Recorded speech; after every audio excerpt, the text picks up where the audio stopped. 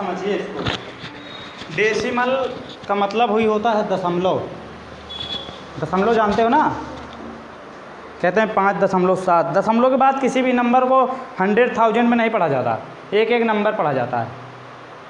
ऐसे कोई नंबर ऐसे हमने लिख दिया, जैसे यहाँ पे हमने एक नंबर लिख रखा है, इसको ये नहीं लिखोगे कहोगे कि 9.82 या 9.82, इसको कहोगे 9.82 या 9.82, 9.82 ऐसे टाइप। तो सबसे पहले मैं आपको बताता हूँ दशमलव को हम लोग पॉइंट भी कहते हैं।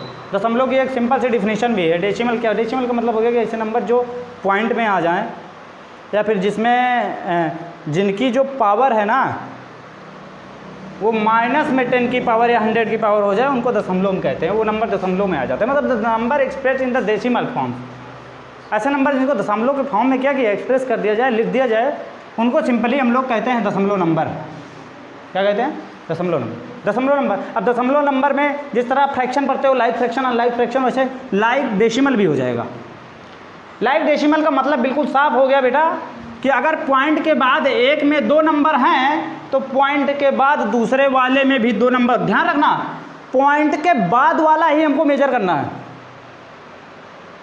जैसे हमने यहाँ पे लिख दिया लाइक फ्रैक्शन में अलग एक और हो सकता है, जैसे 839.368, दूसरा 62.639। देखो इसमें भी दशमलव के बाद 3 नंबर, इसमें भी दशमलव के बाद like decimal.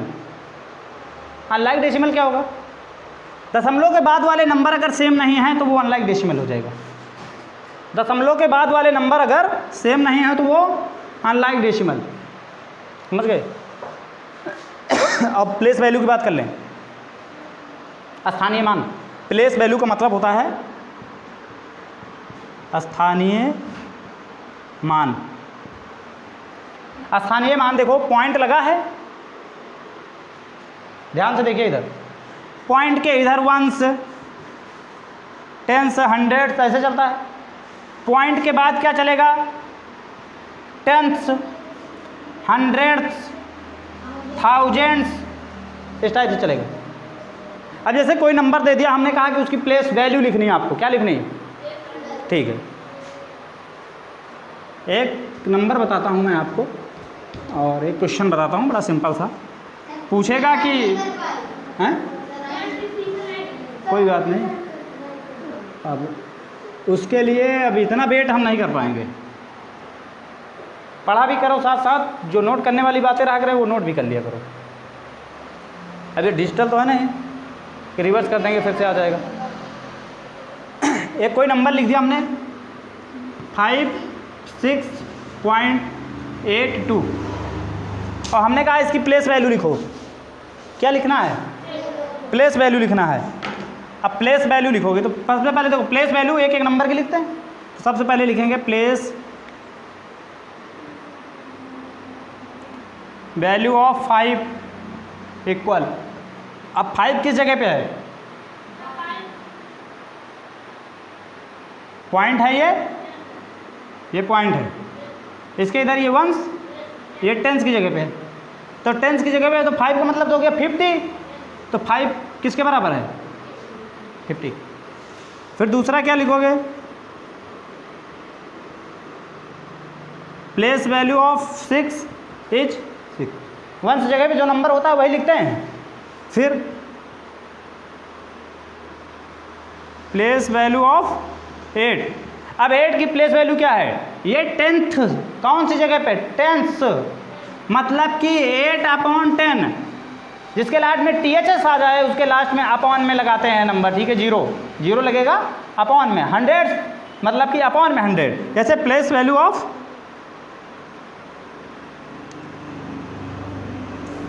Place value of 2 का क्या हो जाएगा? 2/100। आप समझे बात? नहीं समझे? क्या समझ गए?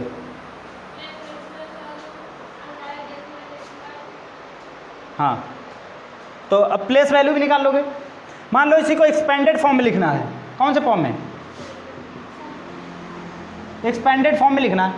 अब एक्सपेंडेड फॉर्म में लिखने के लिए क्या करोगे भाई? 5 है तो एक्सपेंडेड फॉर्म तो ऐसे ही लिखोगे, 5 × 10, 10 की जगह पे 10 से multiply, plus 6 × 1 plus 8 into 1/10 plus 2 into 1/100। ये एक्सपेंडेड फॉर्म हो गया, ये प्लेस वैल्यू हो गई।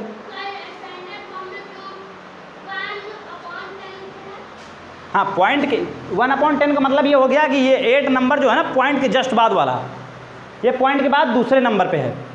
नीचे वाला 0 बताता है कि ये नंबर पॉइंट के बाद लिखे हुए हैं। अपॉन में एक 0 है तो एक अंक के बाद, मतलब पॉइंट के जस्ट बगल वाला। अपॉन में अगर 2 0 है तो पॉइंट के बाद दूसरे नंबर पे ये नंबर है।